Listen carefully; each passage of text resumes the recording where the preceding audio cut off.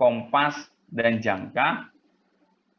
Ketiga kalkulator. Kalkulator itu menggunakan yang harus, kalau kalkulator mungkin di HP ada ya, tapi yang pakai Simcos gitu ya. Itu untuk minggu depan. Jadi milimeter blok, busur, jangka, penggaris bisa, penggaris pensil ya. Apa yang harus kita lakukan nanti akan saya jelaskan. Baik, untuk memulai mengenalkan kalian tentang geofisika, di sini saya akan membahas metode-metode geofisika yang akan kalian dapatkan atau yang harus kalian kuasai sih apa metode geofisikanya. Yang pertama ini adalah metode seismologi. Seismologi ini ya ada seismologi gempa bumi. Nanti gempa buminya ada yang tektonik dan ada vulkanik ya. Berikutnya adalah seismologi eksplorasi. Ini adalah termasuk seismologi eksplorasi yang merupakan metode seismik bias atau metode seismik refraksi.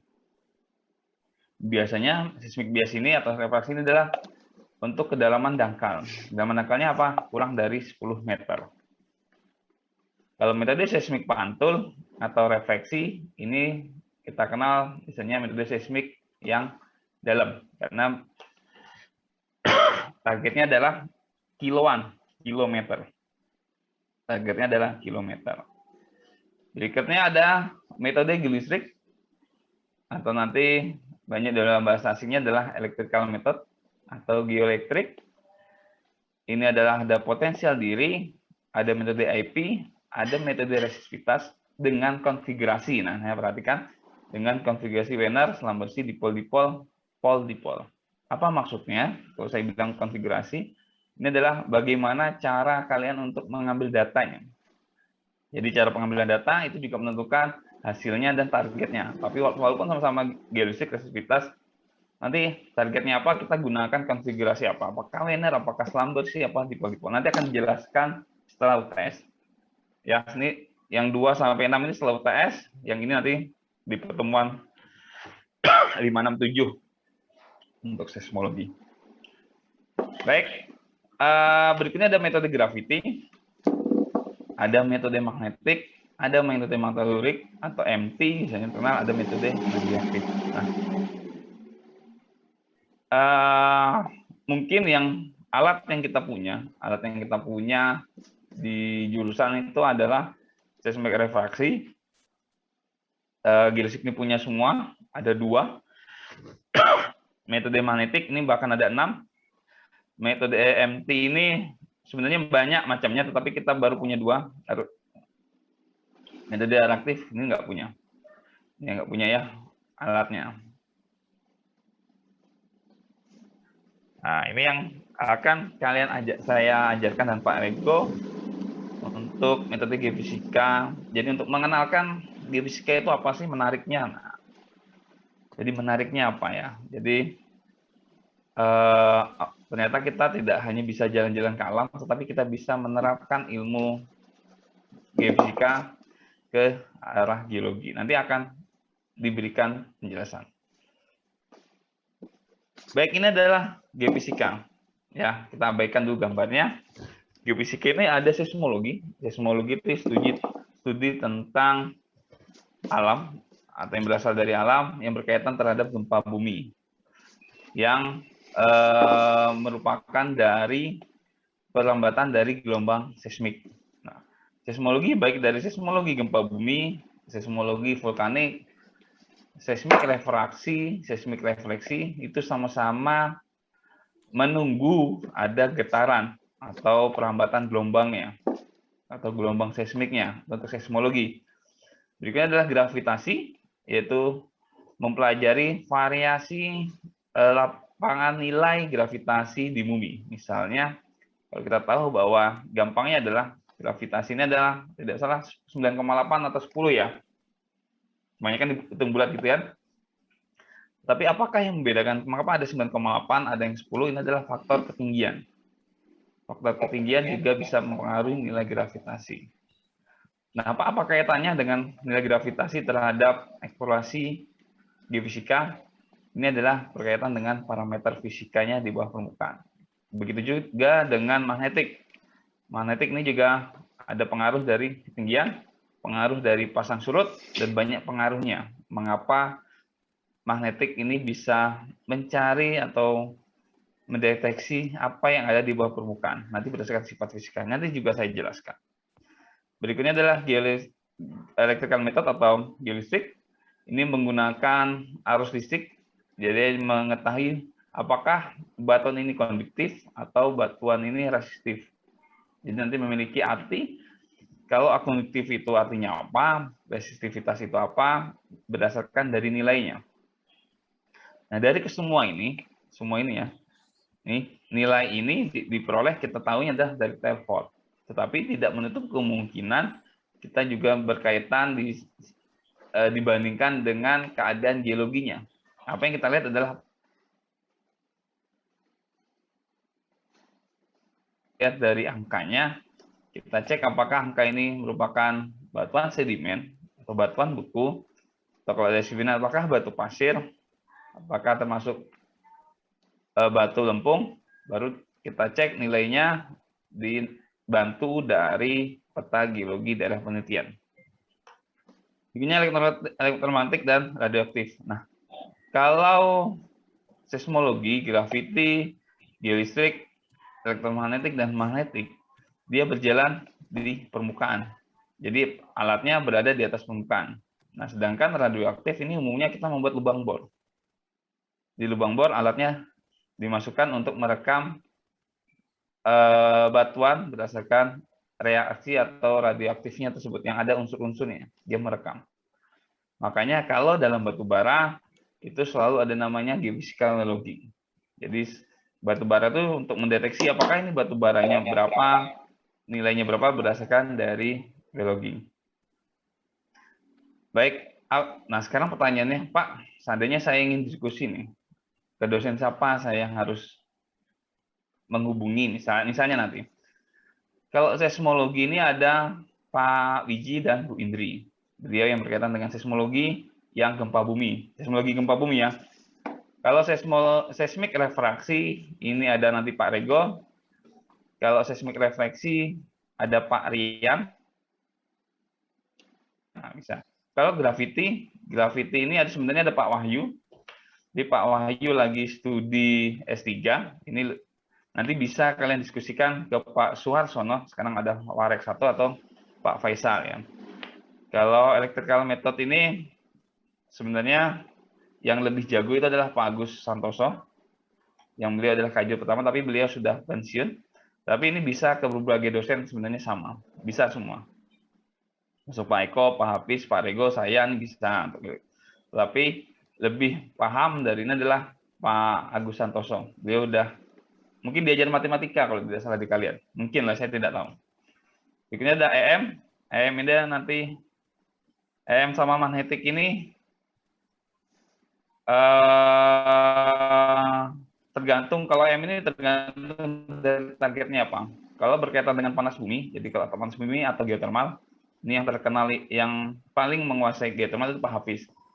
Panas bumi ya, panas bumi. Tetapi yang berkaitan dengan eksplorasi atau elektromagnetik ini adalah Pak Eko. Ini Pak Eko. Untuk radioaktif, ini biasanya kalau nggak saya Pak Rego. Saya lebih ke arah radioaktif. Tetapi tidak menutup kemungkinan kalian bisa menanya ke dosen-dosen lain. Ya, jadi saya menjelaskan, Pak, saya mau skripsi. Misalnya ada teman-teman yang mau skripsi, sudah persiapan skripsi, saya mau nanti PTGF, sudah selesai 1 semester, udah punya pandangan skripsi, bisa menemui dosen-dosen tersebut. Atau nanti cek di buku panduan, buku panduan belum dibagi. Buku panduan ada jurusan, mungkin ada teman-teman nanti bisa ke jurusan, menemui Pak Rego, Pak, kami dari angkatan 2021 ingin meminta apakah ada buku panduannya.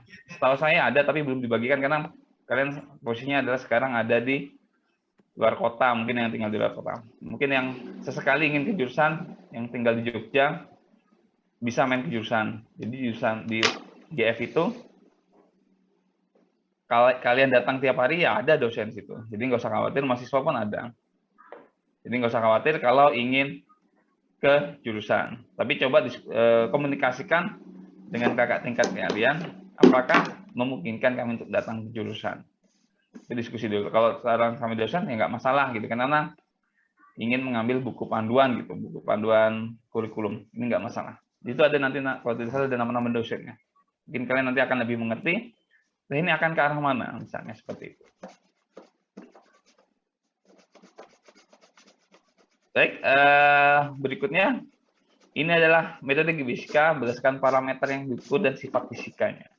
Baik, yang ingin catat, screenshot, saya kasih waktu 2 menit, 3 menit. Silahkan.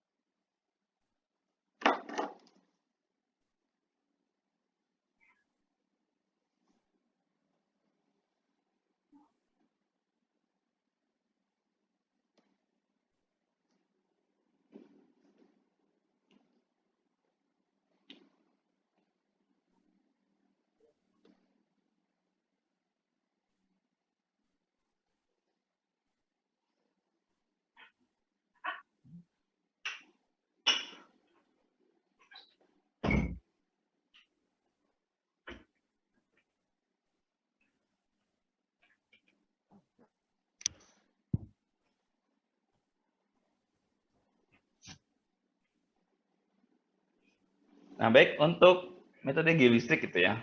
Parameter apa yang diukur itu nilai resistansi dari bumi, resistivitas batuan dan potensial listrik. Nah, sifat fisikanya ada konduktivitas dan juga nilai resistivitas. Nah, jadi kalau kita mengukur geolistrik itu, kita dapat menghasil hasil pengolahannya. Apakah arti antara nilai resistivitas ini dengan konduktivitas ini terhadap batuan artinya apa? Jadi yang menghantarkan listrik dan yang tidak menghantarkan listrik. Jadi ada artinya. Baik, berikutnya adalah seismik. Seismik baik dari seismologi gempa bumi ataupun seismologi eksplorasi. Parameter yang diukur adalah waktu tiba gelombangnya. Ada amplitudenya dan frekuensi gelombang seismik. Nah, sifat fisikanya ini berdasar dari kecepatan lambat gelombang seismik. Ya, kita mengetahui litologinya berdasarkan dari kecepatan lambat gelombang seismik.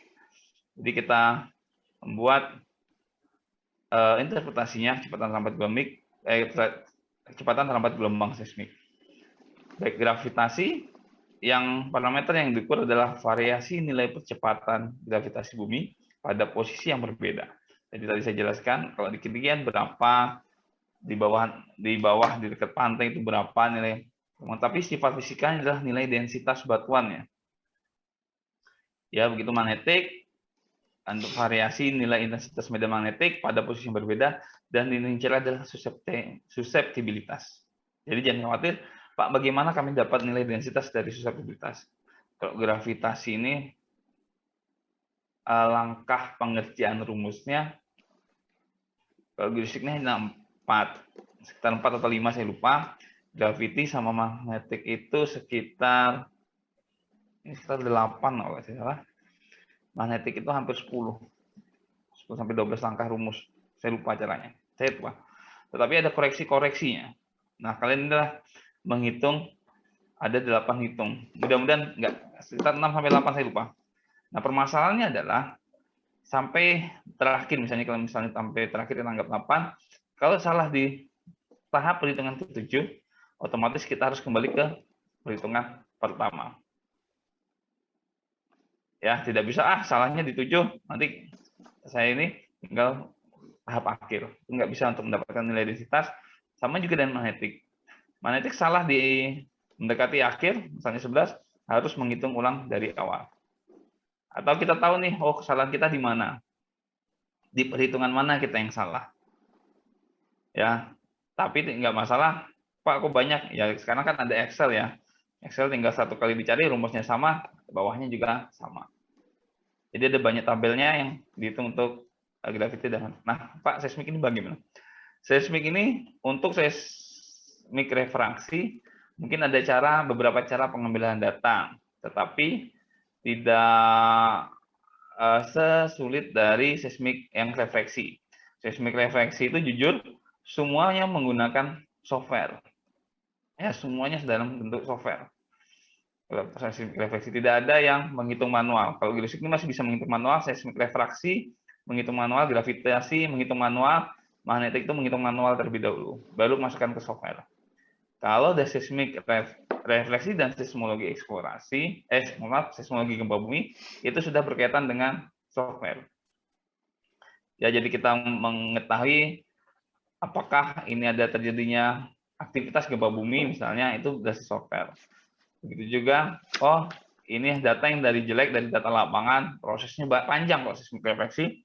Nanti coba saya kasih gambaran video secara singkat saja bagaimana untuk seismik refleksi ya.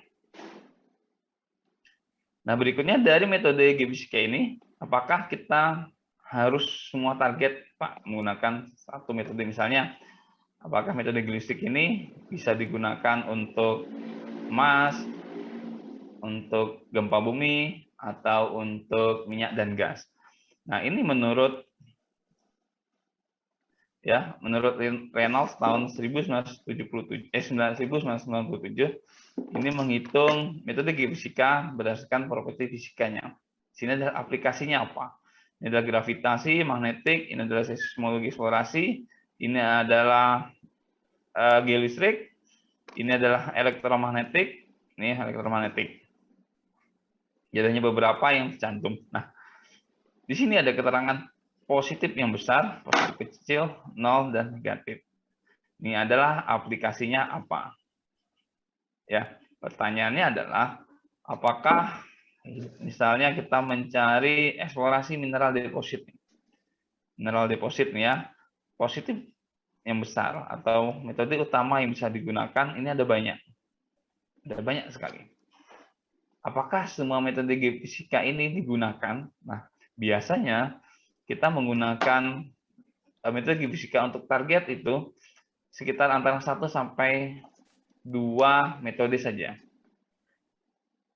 Ya, cukup 1 sampai 2 metode saja. Nah, bagaimana metode utama? Yang lain yang tidak digunakan itu sebagai data pendukung apabila memang benar-benar tidak bisa dideteksi dari setiap metode 2 itu.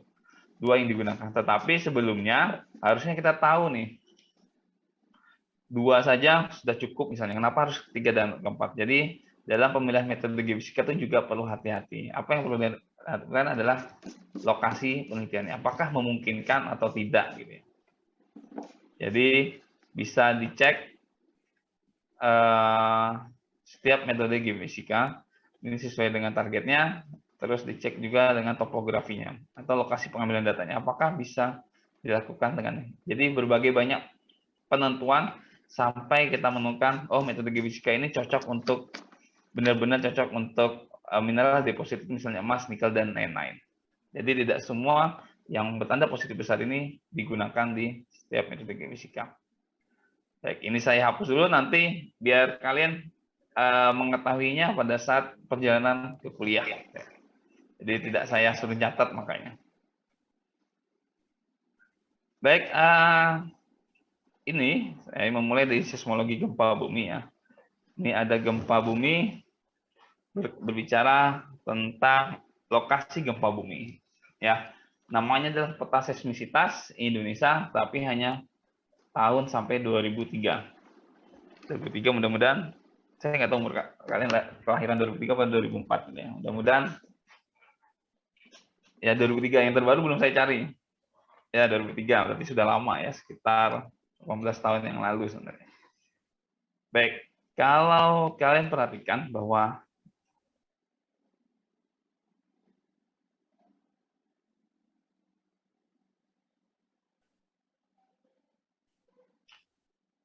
kalau diperhatikan ini adalah tempat sering terjadinya gempa bumi ya, atau jalur-jalurnya.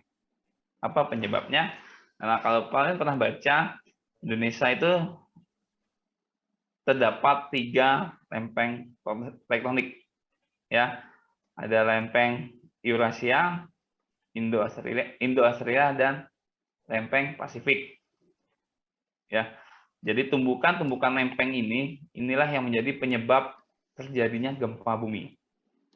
Nah, kalau berbicara gempa bumi yang ada berdasarkan lempeng ini, namanya adalah gempa bumi tektonik. Kalau aktivitas gunung api, itu namanya gempa bumi vulkanik. Jadi seperti itu aja. Sekarang merah ini apa, Pak? Merah ini berdasarkan dari kedalamannya. Jadi merah, kuning, hijau. Ya, merah. Jadi gempa merah ini adalah gempa bumi dangkal yang kurang dari 60 km, terus menengah 60 sampai 300 km dan dalam adalah lebih dari 300 km.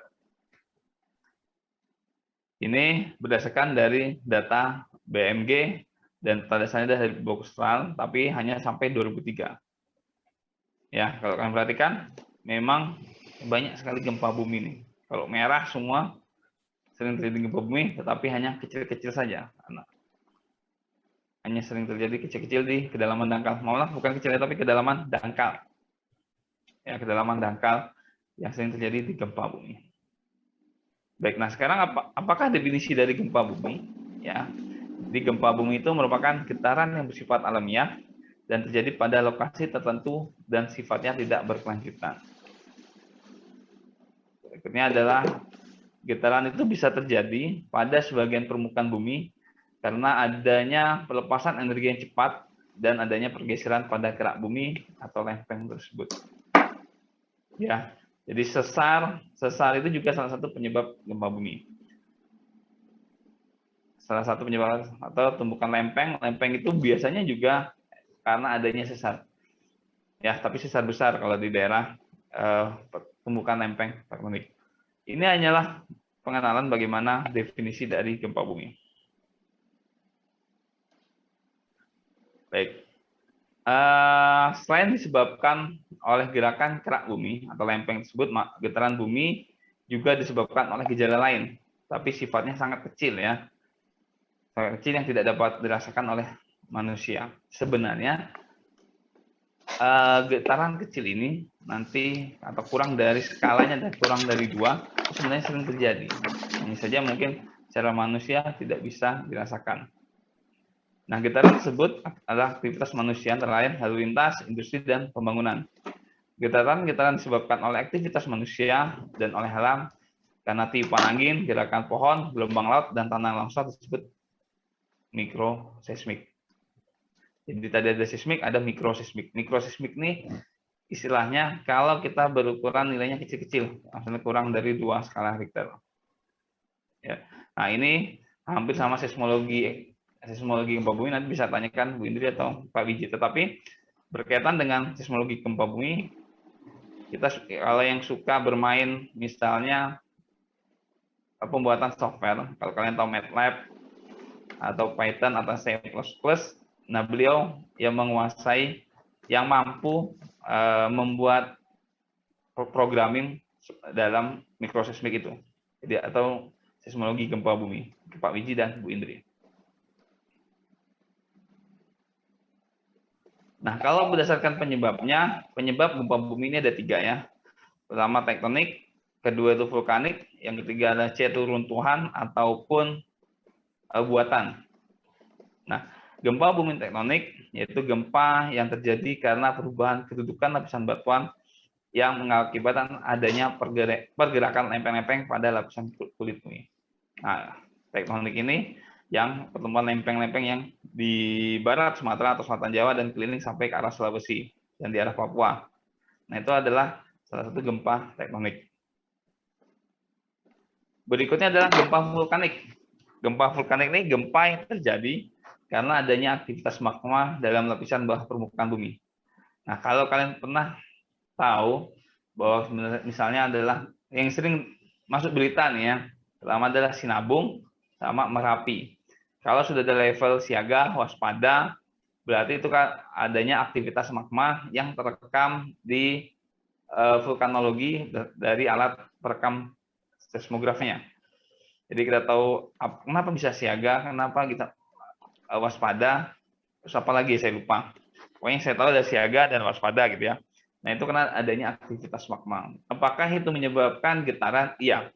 Karena berdasarkan dari rekaman itulah yang menyebabkan bisa level aktivitas gunung api itu ke siaga atau waspada. Ya. Berikutnya adalah gempa runtuhan atau gempa buatan. Kalau gempa runtuhan ini gempa yang terjadi karena adanya runtuhan pada terowongan bawah tanah akibat adanya aktivitas penambangan, penggalian batu, kapur, dan sebagainya. Nah, kalau akan tetapi keruntuhan yang terjadi hanya dapat menimbulkan getaran bumi yang sangat kecil dan bersifat lokal. Kalian ingat 17 pada situ ada tsunami, penyebabnya adalah adanya gempa runtuhan di Gunung Krakatau. Makanya ada tsunami. Tahun berapa ya? 2019 awal kalau tidak salah ya. Kalau tidak salah apa tahun baru. 17, band 17 itu ada tsunami di daerah Anyar yang menyebabkan adalah gempa runtuhan. Nah, tadi saya sebutkan adalah gempa bumi buatan. Gempa bumi buatan yang sangat terkenal itu adalah meledaknya bom nuklir di Korea Utara. Jadi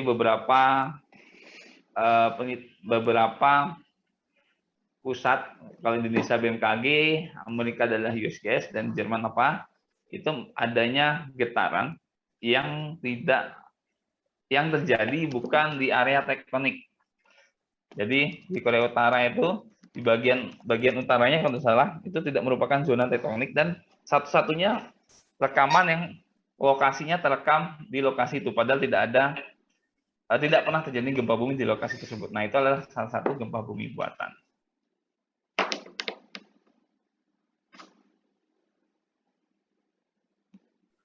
Baik, berikutnya adalah parameter sumber gempa. Parameter sumber gempa ada waktu kejadian gempa bumi, ada magnitudo, ada epicenter dan hypocenter atau kedalaman gempa. Baik, kalau kalian lihat berita itu umumnya pasti menampilkan parameter sumber gempa. Yaitu pertama adalah waktu kejadian gempa bumi atau origin time. Yaitu waktu terlepasnya akumulasi tegangan yang terbentuk penjalanan gelombang gempa bumi dan dinyatakan dalam hari, tanggal, bulan, tahun, jam, menit, detik dalam satuan universal time coordinate.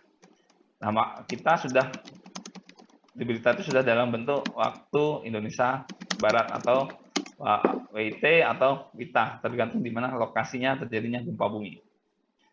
Nah, maksudnya seperti apa penggambarannya? Ini adalah waktu kejadian gempa bumi. Ini adalah alat perekam atau seismograf yang dihitung waktunya adalah pada saat mulai menjalar. Jadi bukan yang terekam. Bukan yang terekam pada alat, tetapi yang mulai menjalar atau yang mulai adanya gerakan di sumbernya gempa bumi. Itulah yang dimaksud dari waktu kejadian gempa bumi. Berikutnya ada magnitudo gempa. Nah, magnitudo gempa ini adalah ukuran kekuatan gempa bumi yang menggambarkan besarnya energi yang terlepas pada saat gempa bumi terjadi dan merupakan hasil pengamatan seismograf. Seismograf ini adalah alat perekam dari gempa bumi. Magnitudo gempa bumi satuannya adalah skala Richter. Nah, nanti saya jelaskan bagaimana kita mengetahui magnitudo gempa berdasarkan dari rekaman seismograf.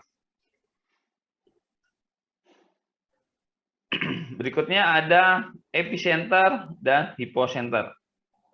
Nah, saya jelaskan hypocenter dulu. Hypocenter ini adalah di mana lokasi terjadinya gempa bumi, otomatis di bawah permukaan bumi. Ya, di lokasi permukaan bumi dengan satuan adalah kilometer. Nah, kalau epicenter itu kita ingin mengetahui lokasinya berada di mana kalau di permukaan bumi. Misalnya permukaan bumi, ini dari hypocenter, dan epicenter selalu tegak lurus dari kedalaman sumber gempa. Ini yang menyatakan adalah koordinat, ya, lintang atau bujurnya.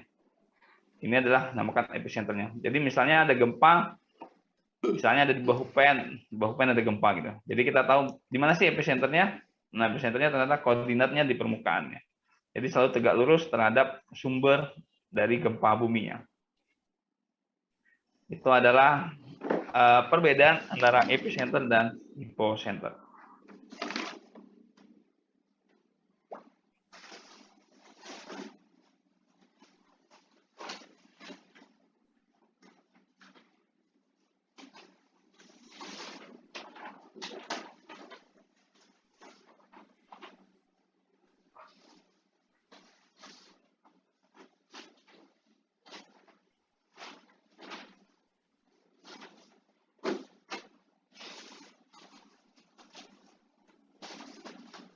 Baik, ini adalah skala MMI atau skala intensitas Mercalli. Ini maksudnya adalah bukan menjadi acuan dalam menghitung kekuatan gempa. Ini hanyalah berdasarkan kerusakan bangunan yang terjadi akibat adanya gempa bumi. Ya, jadi misalnya adalah ini gempa bumi, sedangkan ini adalah perumahan misalnya. Lokasi rumah, ini lokasi juga rumah, lokasi. Nah, ini adalah kita penggambaran misalnya tingkat, maksudnya apa? Tingkat kerusakannya. Misalnya di sini adalah bangunan ya, sudah bangunan, terus bangunnya terbuat dari tembok, dari bata gitu ya, bata semen gitu ya. Sini perumahan juga, tapi perumahan yang berasal dari kayu, terbuat dari kayu. Ini juga sama lah berkata. Nah, ada gempa di sini. Ini walaupun kalau kita cek ini adalah jaraknya terdekat, ini jaraknya jauh misalnya seperti itu. Kalau ada getaran, otomatis yang paling rusak adalah yang terdekat dari sumbernya. Tetapi karena ini perumahan atau lokasi rumah-rumah yang berada di saya arsin ini itu berdasarkan dari batu dan menyebabkan kerusakan, maka skala intensitas Mercallinya ini lebih besar ya daripada komplek yang B, karena tidak ada kerusakan yang berarti karena berdasarkan dari kayu. Nah, itulah perbedaan dari skala Mercalli. Walaupun untuk magnitudonya sama, misalnya 6 skala Richter. Ya, sama 6 skala Richter, tapi tingkat kerusakannya berbeda antara yang A dan yang B. Itulah maksudnya dari skala intensitas Mercalli.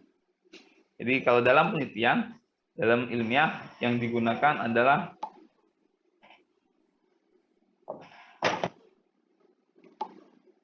yang dilakukan adalah menggunakan magnitudo.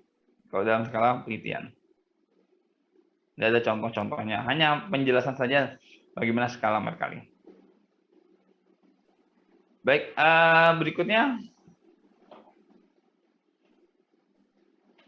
berikutnya bagaimana menghitung. Jadi bagaimana menghitung magnitudo gempa bumi. Baik, ini adalah rekaman ya, rekaman dari seismograf. Rekaman dari seismograf ini adalah rekaman seismograf. Ini adalah grafik, ada grafik selisih waktu tiba gelombang S dan gelombang P. Ini gelombang S, ini gelombang P, ini magnitudo dan amplitudo. Nah, pada saat adanya gelombang seismik, baik itu seismik refraksi, seismik efeksi, seismologi gempa bumi, atau seismologi vulkanik, ini yang tiba lebih dulu adalah gelombang P dan gelombang S. Pertanyaannya adalah, mengapa demikian? Nanti kalian ada namanya kuliah di perambatan gelombang. Jadi kalian akan diajarkan ke belakang bagaimana silsilah, kalau kita bilang ya silsilah keluarga kok bisa gelombang P lebih tibanya lebih dulu pada gelombang S. Atau mungkin teman-teman sudah paham, tapi yang dibahas nanti akan adalah silsilahnya seperti apa. Nah ini kalau saya bilang ini adalah matematikanya ada matematika 3 dan 4 karena semuanya sudah rumus. Ya, selisih waktu tiba gelombang. Misalnya adalah gelombang selisih waktu tibanya kita buat misalnya adalah 40 gitu ya. Sedangkan apa itu amplitudo? Amplitudo adalah puncak tertingginya. Biasanya terdapat di gelombang S. Misalnya kita anggap ini adalah 50 mm. Nah, berikutnya ada grafik. Grafik ini kalau kita lihat kan tidak rata ya, tidak sejajar ya. Apakah ini bisa disejajarkan? Ini tidak bisa disejajarkan ya. Kalau nolnya magnitudo disejajarkan dengan waktu tiba gelombang S dan P. Selalu kondisinya atau posisinya seperti ini antara grafik S min P, magnitudo dan manual. Tapi sekarang kan sudah banyak software bagaimana penghitungan skala Richter maupun pembuatan aplikasi penghitungan magnitudo. Baik, ini contohnya misalnya sisi waktu tiba gelombang S dan P adalah 40, jadi kita plotkan plotnya di 40. Ya, berikutnya magnitudo kita kosongkan dulu, baru di amplitudo lagi kita plotkan. Sini adalah misalnya kan 50. Nah, bagaimana menentukan magnitudonya? Jadi kita tarik antara S dan P ke arah amplitudo. Ya. Nah, disinilah terdapat nilai magnitudo dari gempa bumi. Nah, ini didapat adalah 6 skala Richter. Inilah kita peroleh bagaimana cara membuat kekuatan gempa bumi. Baik, minggu depan kenapa saya mempersiapkan millimeter block? Karena kita akan mengetahui bagaimana epicenternya, di mana hipocenternya atau kedalamannya. Jadi hanya itu. Nah, untuk mengetahui magnitudo, nanti kalian akan belajar di kuliah seismologi gempa bumi. Nah, ini rekaman seismograf apabila ada aktivitas pergerakan lempeng atau aktivitas magma. Ya.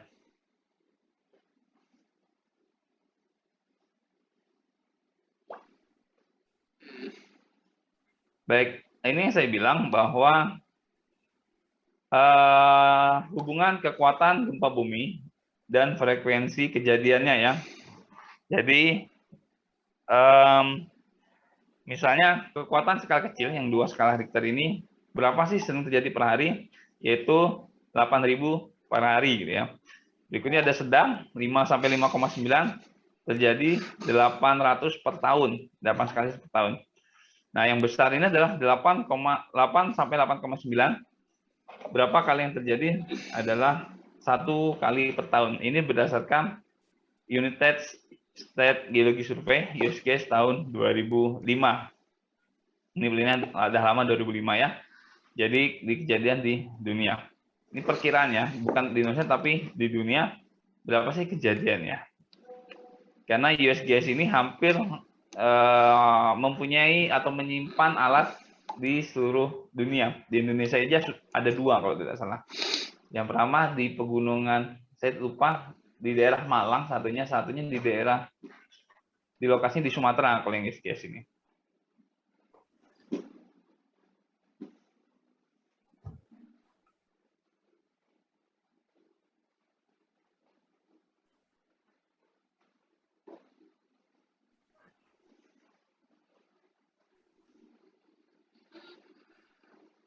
Baik, ini adalah contoh ya. Contoh skala Richter dengan setara dengan berat bahan peledak. Jadi misalnya, tapi ini hanya contoh ya, mohon tidak dipraktekkan buat teman-teman. Mohon tidak dipraktekkan ya, karena kita misalnya ingin mengetahui skala Richternya 6 skala Richter nih. Apakah kita harus menunggu gempa bumi? Nah, ini bisa dibuat atau bisa dibuat, bukan bisa dibuat ya. Nanti kalian bisa dibuat, nanti kalian buat, nanti repot saya gitu ya. Ini setara dengan bahan peledak adalah 1 megaton kekuatannya, atau beratnya ada setara dengan berat 1 megaton. Kalau kalian, kalau tidak salah, kalian di profil atau dari HMJ lupa, atau tentang lab, saya lupa tentang lab, profil lab jurusan, pernah ada suara petasan, dengar suara petasan, apakah ada suaranya saya tidak tahu. Itu ada mencoba membuat penelitian itu ya. Nah, dari seismik refraksi, kalau seismik refraksi kan source-nya dari palu, kita berdasarkan kekuatan manusia kita pukul ya. Ini dibuat mercon cabai ya, mercon kecil saja.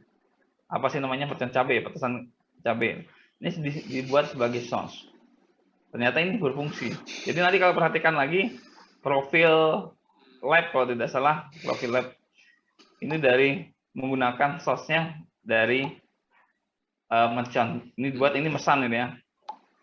Dan kalau kalian tahu ledakannya di mana, di dekat rektorat ini. Makanya kami bercandain, ini kalian mau ngebom rektorat atau apa gitu, ledakan petasan di dekat rektorat. Jadi kalau kalian tahu rektorat itu ada taman, nah itulah diledakannya di situ.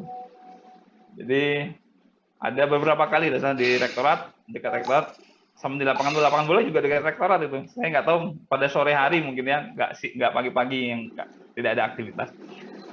Ternyata memang bisa mampu atau bisa sebagai pengganti source dari seismik refraksi. Itu hanya kecil, dia bilang. Nah, bagaimana dengan kekuatan seperti ini? Nah, ini menjadi kekuatan yang sangat besar.